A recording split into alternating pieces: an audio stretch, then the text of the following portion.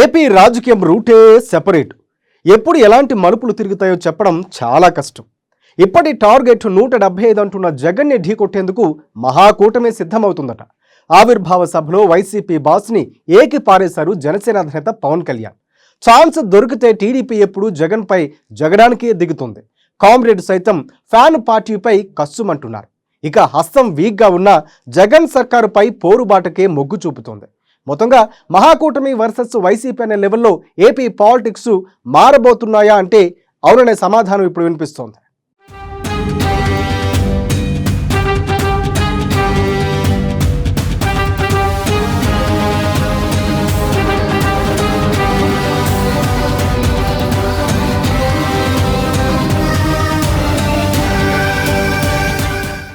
Hot గా AP రాజకీయం, ఎన్నికల మూడ్లోకి ఖద్దర్ లీడర్లు,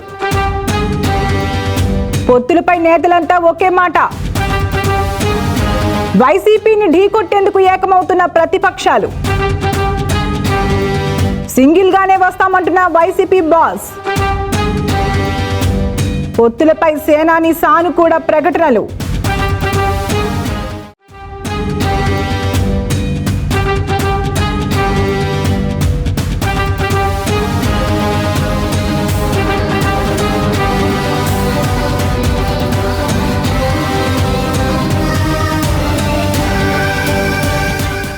ఆంధ్రప్రదేశ్ రాజకీయాలు ఎప్పుడూ హాట్ గానే ఉంటాయి. ఎందుకంటే అక్కడ రెండు ప్రధాన పార్టీలు అధికారం కోసం విజయమా వీర స్వర్గమా అన్నట్లుగా తలబడబోతున్నాయి. అదే సమయంలో మూడో శక్తిగా ఉన్న జనసేన పార్టీని విస్మరించలేం. అయితే 2023 ఏడాది ఏపీ రాజకీయాల్లో ఎన్నికల ఏడాది కాదు, కానీ ఎన్నికలు రావని చెప్పలేం. ప్రస్తుతం అధికారంలో ఉన్న వైఎస్ఆర్ కాంగ్రెస్ పార్టీ రాజకీయ వ్యూహం ఎలా ఉందో చెప్పలేం, కానీ ఎన్నికల మూడ్ మాత్రం ఏడాది మొత్తం కొనసాగడం ఖాయమని అనుకోవచ్చు. ఎందుకంటే వచ్చే ఏడాది ప్రథమార్థంలోనే ఎన్నికలు జరుగుతాయి కాబట్టి కసరత్తంతా ఈ ఏడాదే రాజకీయ పార్టీలు పూర్తి చేసే పనిలో పడ్డాయి.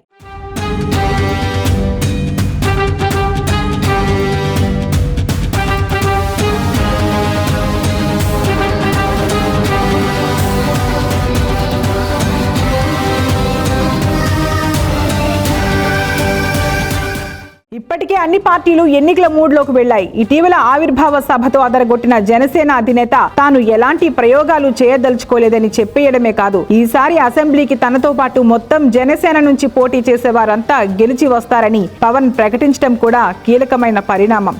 బీజేపీతో పొత్తుల సంగతి పక్కన పెడితే పవన్ ముందున్న ఏకైక ఆప్షన్ తెలుగుదేశం అని అంటున్నారు పొలిటికల్ అనలిస్టులు.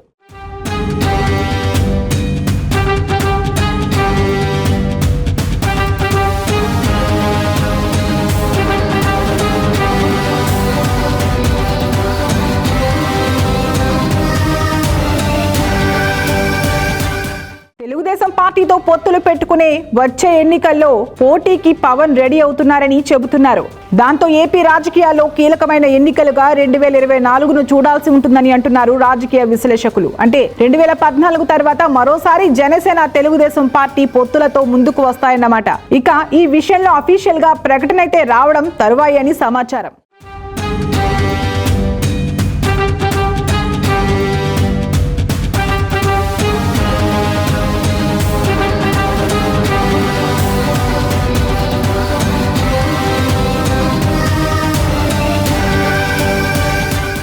ఇంకోవైపు చూస్తే సిపిఐ కూడా ఈ కూటమిలో చేరుతుందని వార్తలు గుప్పుమంటున్నాయి. ఇటీవల తిరుపతిలో సిపిఐ రాష్ట్ర కార్యదర్శి రామకృష్ణ ఏపీలో జగన్ సర్కార్ దిగిపోవడానికి తాము పొత్తులు పెట్టుకుంటామని స్పష్టం చేశారు. ఇప్పటికే సిపిఐ తెలుగుదేశం పార్టీలు సన్నిహితంగా ఉంటున్నాయి, 3 ఏళ్లుగా ఒకటిగా పనిచేస్తున్నాయి. అదేవిధంగా తాజాగా జరిగిన ఎమ్మెల్సీ ఎన్నికల్లో రెండు పార్టీలు ఒక అవగాహనకు వచ్చాయి. తొలి ప్రాధాన్యత ఓటు ఒక పార్టీకి వేసుకుంటే ద్వితీయ ప్రాధాన్యత ఓటు రెండవ పార్టీకి వేసుకోవాలని కూడా డిసైడ్ అయి అమలు కూడా చేశారు. దాంతో ఇప్పుడు జగన్ వ్యతిరేక కూటమికి ఒక రూపం వస్తుంది అని అంటున్నారు.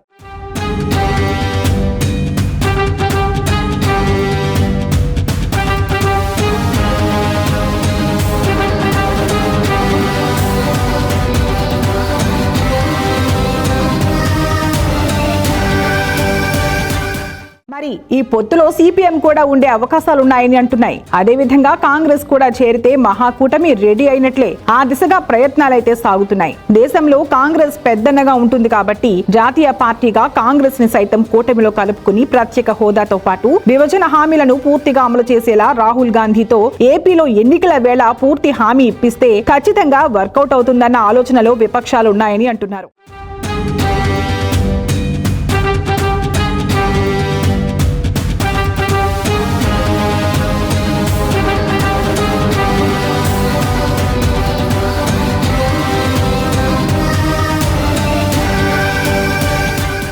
సరిగ్గా 2014కు ఎన్నికల్లో ఇదే మాదిరిగా జరిగింది. నాడు కేంద్రంలో అధికారంలోకి రాబోతున్న బీజేపీ కూడా ఏపీని ఆదుకుంటామని హామీ ఇచ్చింది. ఏపీలో తెలుగుదేశం, జనసేన, బీజేపీ పొత్తు పెట్టుకున్నాయి. ఇప్పుడు బీజేపీ కాకుండా ఆ ప్లేస్ లోకి కాంగ్రెస్ వస్తుందని అంటున్నారు. ఆ విధంగా చేస్తే ఏపీ జనాలకు పూర్తి నమ్మకం కలగడమే కాకుండా అభివృద్ధి నినాదం 100% జనాలకు చేరుతుంది అని అంటున్నారు.